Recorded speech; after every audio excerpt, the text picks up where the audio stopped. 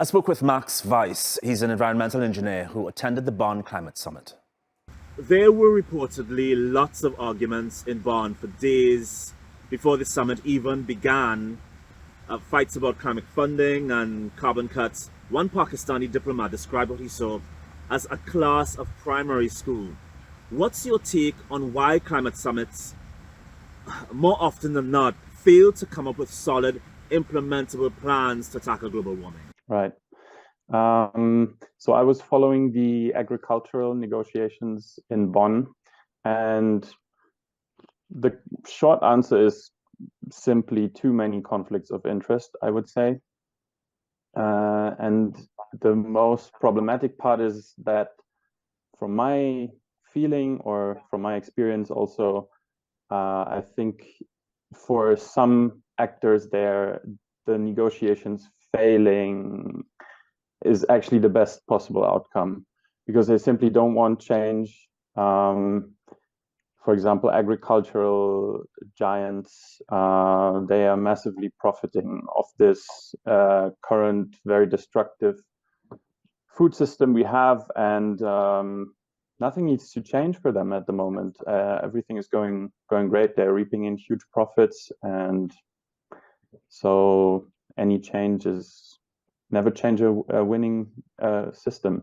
Let's talk about that a bit more. Like, a lot of attention is placed on phasing out coal, oil, and gas, and with good reason. They account for over 75% of all global greenhouse gas emissions and nearly 90% of all carbon dioxide emissions. That's according to the UN. There's a lot less discussion about the impacts of animal agriculture. Why do you think that is? Right. I think it comes down to 2 points. First of all, I would say is a lack of awareness, a lack of knowledge about the true impacts of animal farming, animal agriculture on the planet.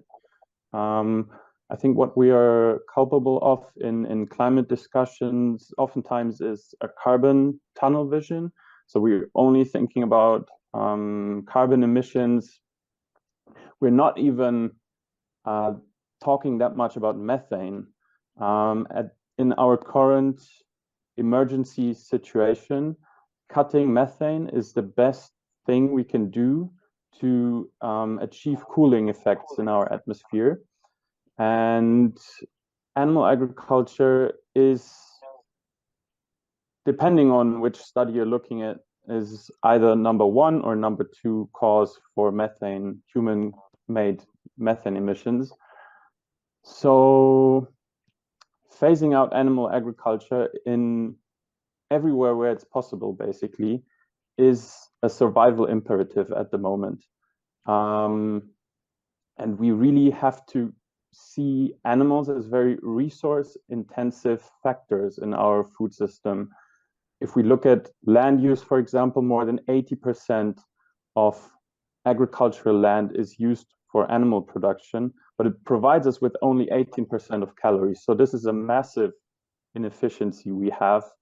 And if we simply think about the scale of this, so we are using 80 billion highly inefficient bioreactors, because that's what animals really are on a biophysical level. So we're using them, and we need massive inputs in form of land, water, fertilizer, and then we have these very harmful co-products on a massive scale, like greenhouse gases, methane, manure. So there's a lot of lack of awareness. There's a huge lack of awareness about this. And then there's also human discrimination of non-human animals.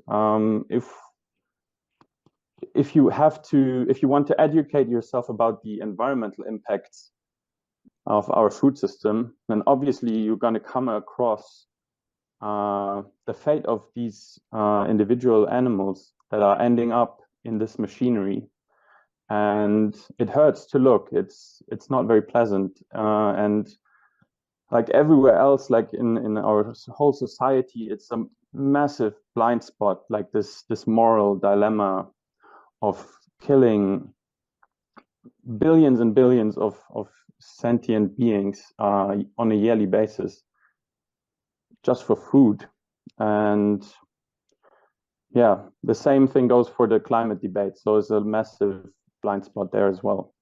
Max, we're hearing of record heat already in places like Mexico, the UK, China, and possibly that 2023 will be the hottest year on record.